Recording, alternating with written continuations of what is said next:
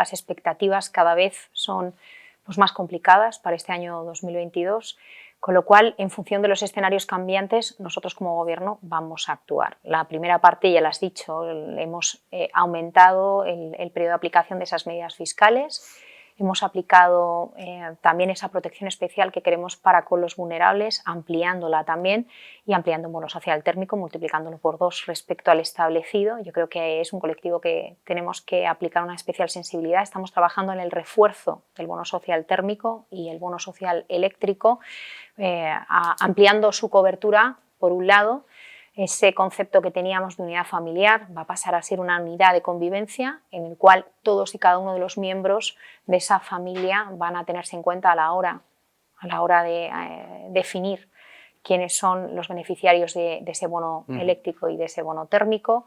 Hemos aplicado medidas de flexibilización en cuanto al gas porque entendíamos también ese momento tan difícil que está viviendo la industria, ¿no? Son los consumidores, pero también es la industria.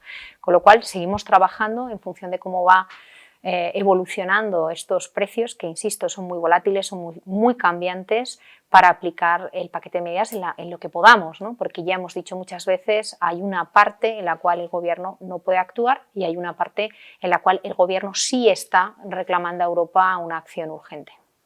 Nosotros hemos insistido en esa posibilidad de que el gas no sea el que marque el precio de todas las tecnologías inframarginales. Entendemos que tenemos que analizar de qué manera el futuro de nuestro sistema energético tiene que emitir las señales adecuadas de la transición energética, y la energía renovable, que es la forma más barata de producir, tiene que reflejarse en las facturas de todos y cada uno de los consumidores. Por lo tanto, en estas circunstancias que no sabemos si pueden repetirse en esta década de alta transformación, deberíamos intentar sacar el gas de alguna manera de ese sistema de fijación de precios y que tengamos esa posibilidad de definir 2 mercados, 2 precios en estas circunstancias. A futuro, yo creo que es una reflexión y un análisis en profundidad y analizar todas las opciones de forma conjunta en Europa, ¿no? Hacer honor a ese mercado interior y hacer medidas conjuntas entre todos los Estados miembros. Lo que hemos hecho, y además es conocido, sacamos una consulta previa. Para nosotros era muy importante tocar algo como el PVPC, teníamos que saber pues, las distintas opiniones de los agentes. En este caso nos hemos encontrado con un escenario totalmente, vuelve a ser asimétrico. Los consumidores no quieren modificar el sistema del PVPC, el mecanismo, la metodología del PVPC, y empresas y distintos agentes pues hacen distintas propuestas de indexar quizás una parte de esa energía PVPC a los futuros, ¿no? A mercados a plazo, y veremos de qué manera. Nosotros seguimos analizando. Es verdad que este contexto y la situación del año 22 y los futuros que estamos viendo pues no nos llevarían a una situación mejor del PVPC en el corto plazo, indexando a esos mercados de futuro. Tenemos que ver de qué manera hacemos una reforma que al final revierta en un beneficio para todos los consumidores. Pero insisto, la situación actual es que hemos sacado una consulta previa y nos hemos encontrado con un escenario de no rotundo por parte de los consumidores. La situación de España es que tenemos una diversidad de los distintos agentes que proporcionan gas en España. Eso es muy favorable, y aparte tenemos la posibilidad, ya sabes que tenemos 6 plantas de regasificación, además del Medgaz, con lo cual tenemos gasoducto, tenemos GNL, tenemos un plan invernal de 5,5 días, tenemos la reserva de 20 días. Yo creo que es un escenario muy favorable para garantizar el suministro de España, con lo cual esa no es la situación que tiene Europa en su conjunto. Nosotros nos sentimos en una situación pues muy garantista en cuanto al suministro de este país este invierno, lo hemos dicho muchas veces, pero es verdad que sí puede afectar algo tan importante como los precios. Ya la interconexión con el resto de Europa en gas, sabes que es mínima, es muy diferenciada en ese sentido. Nosotros, insisto, somos ese hub de GNL de Europa, somos el país que tiene esa mayor capacidad de regasificación. Tenemos esa maravilla que hemos conseguido una descarga este mismo mes de enero de 28 buques, tenemos metaneros, y tenemos una expectativa para el mes de febrero de 39, es decir, respecto a ese suministro, ¿qué ocurre? Que el resto de Europa tiene mucha mayor dependencia de ese gas ruso, con lo cual habrá países que, si ocurren y esas tensiones se maximizan, tendrán ciertos problemas y ya se está planteando dentro de la Unión Europea de qué manera se puede afrontar. Nosotros entendemos que esa taxonomía verde tiene que ser un lenguaje claro, transparente, que diga lo que es verde y lo que es verde tiene que ser sostenible y que avance la descarbonización. Pero las dos cosas, sostenible y que avance la descarbonización. Y en ese concepto entendemos que tenemos que priorizar que toda esa taxonomía que está diseñando Europa, que es la primera y que tiene que dar certidumbre a los inversores, a los Estados miembros y a la propia sociedad de mensajes contundentes de hacia dónde hay que ir, qué hay que acelerar, ¿no? Y entendemos que eso tiene que ser lo verde, lo renovable y lo que realmente no tenga otros impactos dentro del concepto de sostenibilidad. Por eso entendimos desde el primer momento que ni la nuclear ni el gas deberían estar en esta taxonomía verde. Nosotros estamos siguiendo este tema con preocupación y con mucho detalle, tenemos comunicación directa con la CNMC, están en esos procedimientos de inspección que están abriendo, estamos recibiendo información constante. Si se estima que es necesario abrir un sancionador del cual tengamos competencias, seremos ejecutivos y eficientes en aplicarlos. De momento no es el caso. Que efectivamente está afectando a las comercializadoras en toda Europa. Está pasando, evidentemente nadie nos esperábamos esta crisis de precios y encima ser sostenida en el tiempo pues, por una situación bastante complicada, ¿no?, a distintas comercializadoras. ¿Qué actuaciones hemos emprendido? Desde el principio, además, hablamos de forma muy abierta con las comercializadoras a través de sus asociaciones para saber qué necesitaban y qué proponían y trabajamos con la CNMC y con el operador del mercado, una cosa que creo que ayudaba, ¿no?, sobre todo en la tesorería de las comercializadoras, que era esa flexibilización de cara a las garantías y eso yo creo que ayudó parcialmente, ¿no?, en este contexto tan complicado. Otra cosa importante, hablamos con nuestros compañeros de economía respecto a las líneas ICO para dar solvencia, para tener esa financiación, nos dijeron que seguían abiertas y que las empresas energéticas podían acudir sin ningún, comercializadoras en este caso, podían acudir sin ningún problema. Y la tercera medida que yo creo que es tan relevante y que es nuestra competencia directa al 100% es esas subastas de energía inframarginal. Unas subastas que nosotros queremos lanzar. Salieron en el Real Decreto Ley 17/2021. Todavía no hemos podido lanzarlas por muchos motivos, pero es un compromiso de este Gobierno y queremos lanzar este año esas subastas. Nosotros queremos hacerlo con la mayor agilidad. Es verdad que para sacar esas subastas se necesitan muchas cosas. Necesitábamos saber un informe de cuál era la realidad de ese mercado para aplicar esas subastas. Necesitábamos un montón de datos técnicos a la hora de aplicar los distintos mecanismos para esas subastas y para la definición del precio de reserva. Esa información que nos viene de la CNMC y acabamos de recibir esta misma semana. Con lo cual trabajaremos con agilidad. No te puedo decir una fecha, pero efectivamente es una de las líneas que queremos activar. Nuestra propuesta es seguir con lo que anunciamos en el Real Decreto 17 del año pasado y ahí básicamente le afecta a las grandes, a las dominantes y podrán presentarse todas aquellas comercializadoras que no sean dominantes, vuelve a ser ese el caso, y ciertas industrias. Con la industria yo creo que tenemos un contacto directo y fluido porque sabemos que efectivamente lo están pasando realmente mal. Esa crisis de precios, la parte eléctrica preocupa, la parte del gas también preocupa, evidentemente, y al final son sectores productivos de nuestra economía, tejido industrial que queremos proteger.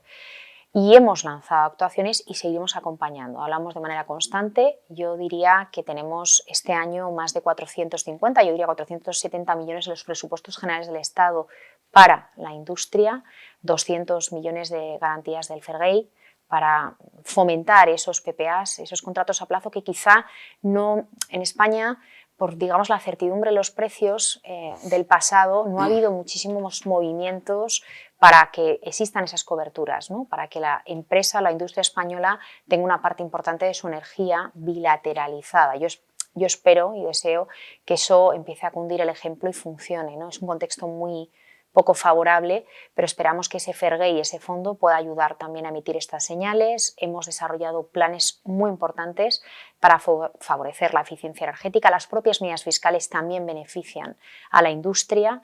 Hemos aumentado la compensación de costes indirectos de CO2. En el presupuesto hay actualmente 179 millones y también la propia Ley de Cambio Climático y Transición Energética aprobada el año pasado, esa ley tan importante. Podemos aumentar esa cobertura hasta el 25% de lo que se recaude por las subastas de CO2, o sea que las medidas las estamos trabajando y ampliando con el sector. Como decía, en el Real Decreto Ley que se ha convalidado muy recientemente también hemos visto esa flexibilización de los contratos en el caso del gas. Yo creo que es una medida que nos pidió el sector a finales de diciembre, y a finales de diciembre estuvo la medida aprobada. Seguimos trabajando con ellos para ver qué tipo de actuaciones podrían ayudar y acompañar. Creo que seguiremos trabajando por y para ellos, y el plan de recuperación yo creo que es un pulmón, una ayuda espectacular para conseguir que también avancen en esa transición, ¿no? Acompañamos en medidas relacionadas con los combustibles como el hidrógeno renovable, hay muchísimo apetito y expectativas al respecto, el autoconsumo, la propia eficiencia energética. Yo espero que eso se maximice en esas ayudas y que la industria pues, sea un motor de presente y también de futuro, pero seguiremos trabajando para acompañar. Acabamos de aprobar una línea de ayudas relacionadas con el hidrógeno, en este caso para proyectos pioneros, con 150 millones de euros, y en los próximos días vamos a lanzar las convocatorias relacionadas con cadena de valor asociada a este hidrógeno renovable y con almacenamiento. Yo creo que son, en total, la suma de estas líneas serán aproximadamente 400 millones para el hidrógeno y 50 millones para el almacenamiento. Bueno, ahora lo que estamos es en ese proceso que acaba de terminar, de recibir alegaciones a nuestra propuesta. O sea, que estamos todavía en ese paso anterior sin saber. Que hay apetito lo llevamos percibiendo desde hace mucho tiempo. Todas las asociaciones se nos dirigen para decir cuándo sacáis la subasta de biomasa, cuándo sacáis la subasta de termosolar, con lo cual apetito sabemos que hay. Aprovecho para decir que en esta subasta hemos incluido un cupo específico también para las pequeñas, visto que el anterior no tuvo tanto éxito, entendíamos que era un producto muy innovador, que necesitaba quizás de más tiempo de maduración. Volvemos a sacarlo, entendemos que es una prioridad de este gobierno, esa generación descentralizada y participativa. Y sobre la pregunta, esperamos que ese apetito que se nos lleva diciendo desde hace más de un año y medio se demuestre en la subasta del día 16 de abril. ¿no? O sea que de momento no hay proyectos que se hayan presentado, sino distintas alegaciones que nos llegan de los sectores. Tenemos que ahora que analizarlas y sacar la propuesta definitiva y celebrar la subasta el día 16. Bueno, la verdad, la respuesta es que estamos encantados. Es como dices, algo totalmente novedoso en el mundo. No solo es que es innovador, sino que demuestra que realmente existe la posibilidad de aunar proyectos renovables con participación del territorio, con generación de empleo, con generación de tejido industrial, y la prueba de ello es este concurso. Se han presentado 11 proyectos distintos con multitud de propuestas, con un efecto tractor en el empleo local espectacular. Ahora tenemos que seguir todos los pasos que nos llevarán, esperamos, a tener la resolución de este concurso en el mes de septiembre.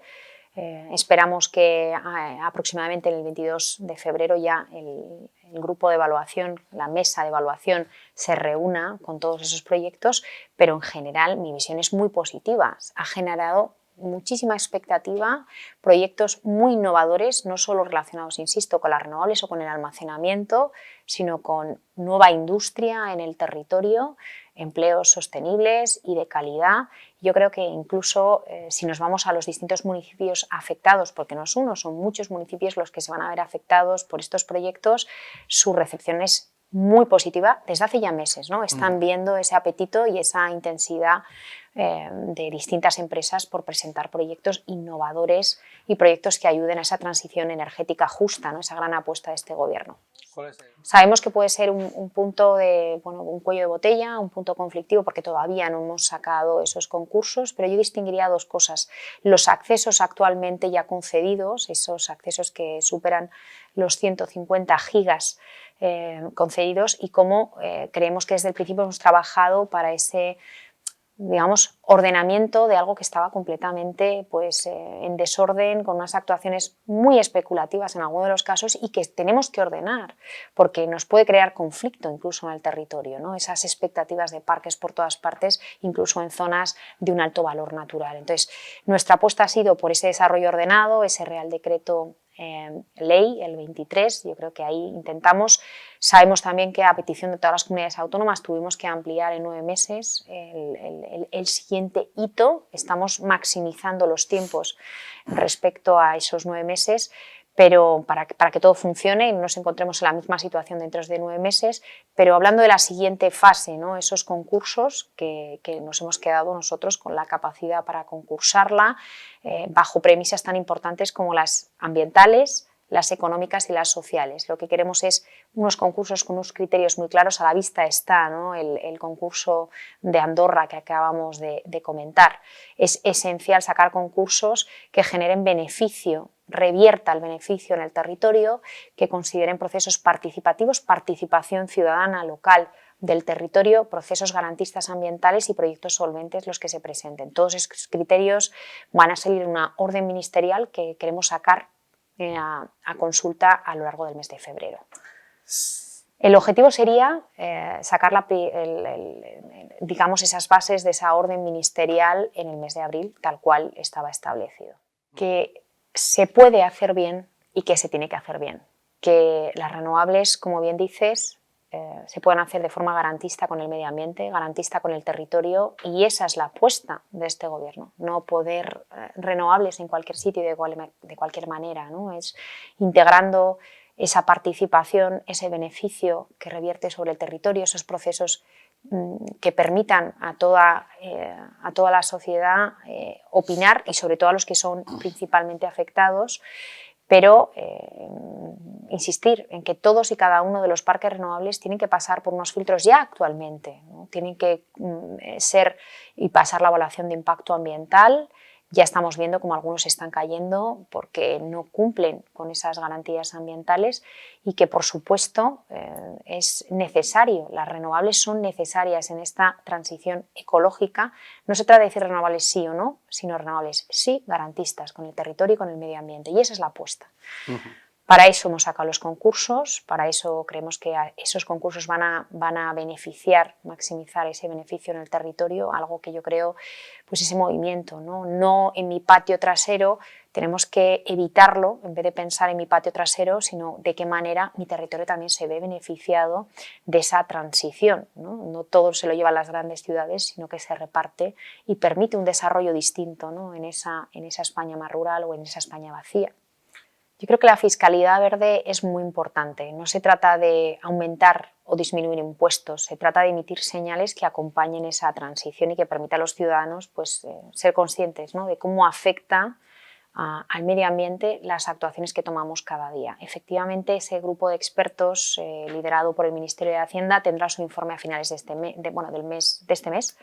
Estará disponible, con lo cual yo creo que es una buena noticia. Ese informe yo creo que nos va a permitir a partir de ahí tomar decisiones como gobierno de qué actuaciones se toman y qué no. Pero además de ese informe yo creo que todo el gobierno somos plenamente conscientes de cuál es el contexto.